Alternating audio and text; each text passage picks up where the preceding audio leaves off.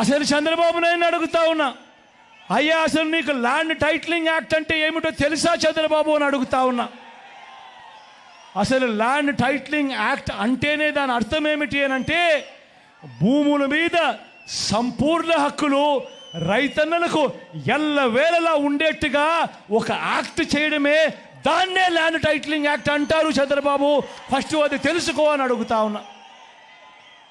ఇవాళ ఇదే పెద్ద మనిషి చంద్రబాబు నాయుడు గారు చేస్తూ ఉన్న తప్పుడు ప్రచారాలకు ప్రతి ఒక్కరికి తెలిసి ఉండాలి. కాబట్టి ఈరోజు మీ అందరితో కూడా ఒక 2 నిమిషాలు దాని గురించి చెబుతా. ఈ ల్యాండ్ టైటిలింగ్ యాక్ట్ అన్నది రాబోయే రోజుల్లో ఒక పెద్ద సంస్కరణ అవుతుంది. ఎందుకనంటే ఈరోజు ఏ భూమి ఎక్కడ కొనాలనుకున్నా కూడా ఆ భూములన్నిటిలో కూడా ఈరోజు వివాదాలు ఉన్నాయి. ఆ భూముల్లో ఎక్స్టెంట్ అన్న తక్కువ ఉంటుంది, సబ్ డివిజన్ అన్నా జరగకపోయి ఉంటుంది, సర్వేలన్నా జరగకపోయి ఉంటాయి, రికార్డులన్నీ అప్డేట్ కాకపోయి ఉంటాయి.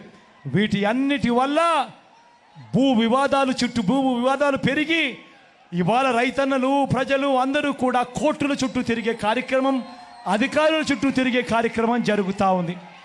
మీ బిడ్డ రాబోయే రోజుల్లో చేయాలనుకునే సంస్కరణ ఏమిటి అంటే, ఏ రైతన్నా కూడా ఏ ఒక్కరు అయినా కూడా వాళ్ళ భూముల కోసము ఎవరి చుట్టూ తిరగాల్సిన పని ఉండకూడదు.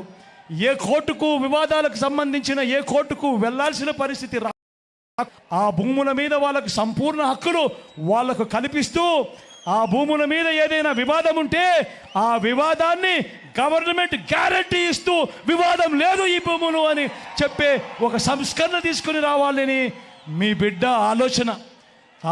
మీ బిడ్డ ఆలోచన ఆ భూముల మీద ఏదైనా వివాదం ఉంటే ఆ వివాదానికి ఏకంగా ఇన్సూరెన్స్ కూడా చేసి ఎటువంటి వివాదము కూడా ఉండకుండా చూడాలి అనేదే మీ బిడ్డ.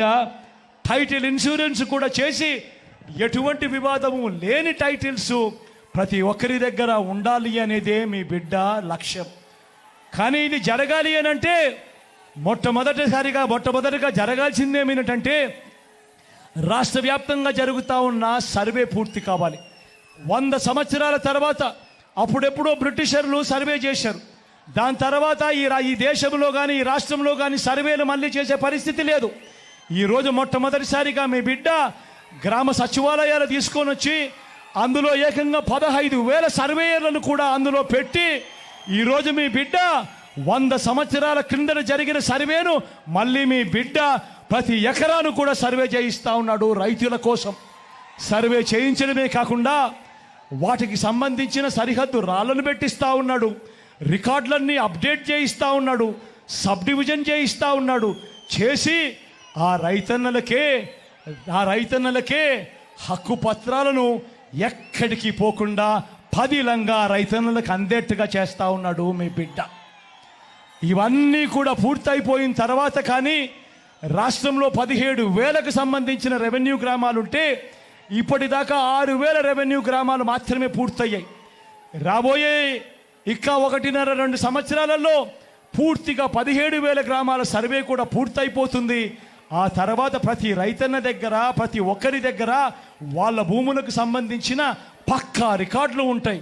సర్వే చేసిన భూమి ఉంటుంది, సరిహద్దులు పాతిన భూములు ఉంటాయి, రికార్డ్స్ అన్నీ అప్డేట్ అయిన భూములు ఉంటాయి, సబ్ డివిజన్ జరిగిన భూములన్నీ కూడా పూర్తి హక్కులతో ఆ రైతన్నులకు ఆ పేదలకు వాళ్ళందరికీ కూడా వాళ్ళ దగ్గర ఉంటాయి. అటువంటి పరిస్థితిలో ఆ పరిస్థితి వచ్చిన తర్వాత ఈ ల్యాండ్ టైటిలింగ్ యాక్ట్ తీసుకొని వచ్చి ఏ స్థాయిలోకి తీసుకొని పోతామోనంటే, ఆ భూములకన్నిటికీ వివాదాలు ఏదైనా వస్తే ప్రభుత్వం గ్యారంటీ అని చెప్పే పరిస్థితిలోకి తోడుగా ఉండే కార్యక్రమమే ఈ ల్యాండ్ టైటిలింగ్ యాక్ట్ అన్నది ప్రతి ఒక్కరూ కూడా తెలుసుకోమని కోరుతూ, చంద్రబాబు చెప్పే అబద్ధాలు, చంద్రబాబు చేసే మోసాలను ఏ ఒక్కరూ కూడా నమ్మొద్దు అని చెప్పి ప్రతి ఒక్కరిని కూడా ప్రార్థిస్తా ఉన్నా.